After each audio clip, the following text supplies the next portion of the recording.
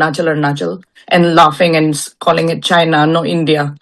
So that kind of very humiliating, questionable behavior from the immigration staff as well as the airline staff. Say Arunachal, not India, China. Your visa not acceptable. Your basically passport is invalid. Very confusing moment, obviously, because never heard of that before. We obviously are a proud Indian citizens, all residents of Arunachal Pradesh. It's a valid document, but apparently not in China. Yes, so basically, I am an Indian citizen residing in UK for about 14 years. Um, and I was traveling on my holiday from London Gatwick to Japan via a transit in Shanghai. And basically, went past the e-gates happily queuing up for the security gates to transfer onto my next flight onto Osaka in Japan. And one of the officials from the Chinese immigration came over and singled me out of the queue. Basically said, "Look, India." Took my name and something and took me out. So I asked her what is happening, and she basically didn't say much and just basically asked me to follow her. Took me close to the e-gates where there is the immigration. The manual counters for the immigration, and then she went on to say, Arunachal, not India, China. Your visa not acceptable. Your basically passport is invalid. Very confusing moment, obviously, because never heard of that before. We obviously are a proud Indian citizens, all residents of Arunachal Pradesh. And basically, she wouldn't give me an explanation. She wouldn't let me go back into the queue. Said you cannot board the plane.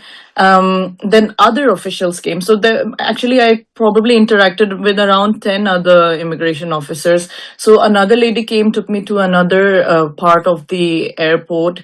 And in fact, when I tried to question them and ask them what was the issue, they said Arunachal is not part of India very clearly.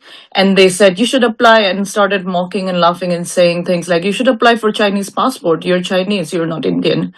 Some mockery around there. Then basically, they took me to the transfer desk of China Eastern, which is next to an immigration desk. And they would just keep basically sending me from one desk to the other. So if I ask the Chinese airline, they tell me to go to the immigration. The immigration tells me to go to them. And they basically didn't give me a straight answer. I said, where is the law? What rights have you got to hold me back here? So ultimately, it took about 18 hours for me to get out of Shanghai. What is shocking to me is I have, in fact, transited through Shanghai in the past, a year ago, with no issues at all. In fact, the first time that I ever transited through China, I spoke to the Chinese embassy in London, and they said, with a short layover of about 3 to 6 hours, you don't need a visa. So obviously, I work actually in the regulatory space in London as well. So I know that how important rules are, and I'm well aware of the regulations. And obviously, I wanted to make sure that I knew what I was doing before I flew out. And obviously, I have transited very successfully and easily through Shanghai before, through China, having consulted the Chinese embassy in London. But at this time, I feel maybe it was the weekend. They knew that the offices are closed. The timing was as such that I couldn't actually call the Chinese embassy in London. So after a lot of ordeal, because there was no Wi-Fi, the Wi-Fi was really slow. And even if I did get connected to Wi-Fi, you can't open Google, you can't open any of the socials like your Facebook or WhatsApp. So I couldn't get in touch with my family for a very long time. Ultimately, with a lot of harassment and basically no access to food, not allowing me to leave that part of the terminal. There wasn't a proper space given to us to basically rest after a 12-hour flight all the way from London.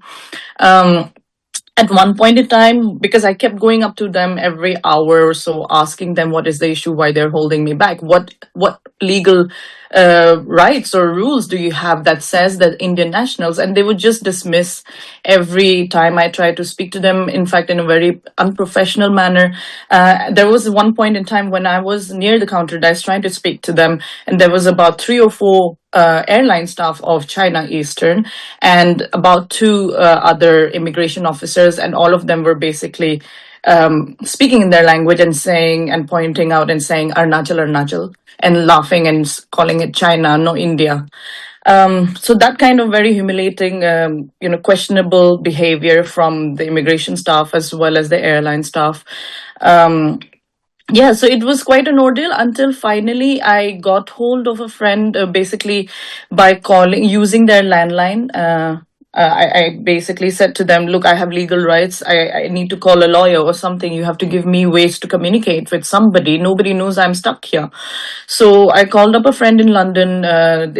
They helped me to basically get the details, because even if I had a little bit of internet, it doesn't open Google, so I couldn't find the immigration details. So I called up the Shanghai and Beijing Indian embassies, and within an hour, very very helpful, in fact, and very glad that the Indian officials came to the airport, and then basically they got me some food and basically spoke through the issues with them and helped me get out of the country. So a very long ordeal, 18 hours, but glad that I'm out of there.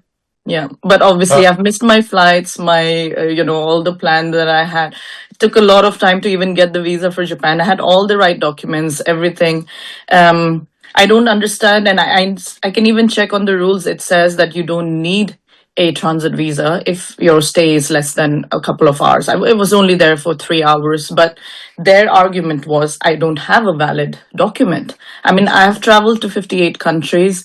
I have used my Indian passport everywhere. It's a valid document, but apparently not in China.